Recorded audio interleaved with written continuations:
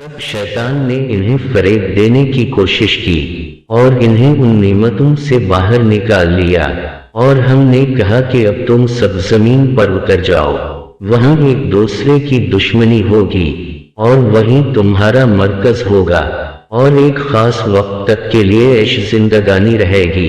फिर आदम अलैहिस्सलाम ने परवरदिगार से कलमात की तालीम हासिल की और उनकी बरकत से खुदा ने उनकी तौबा कबूल कर ली कि वो तौबा कबूल करने वाला और मेहरबान है।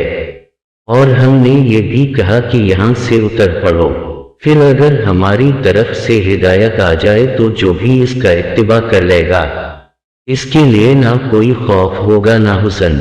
जो लोग काफिर हो गए और इन्होंने हमारी निशानियों को झुठला दिया, वो जहन्नमी हैं और हमेशा वहीं पड़े रहेंगे। ए बनी इसराइल, हमारी नेमतों को याद करो जो हमने तुम पर नाज़िल की हैं, और हमारे अहद को पूरा करो। हम तुम्हारे अहद को पूरा करेंगे और हमसे डरते रहो।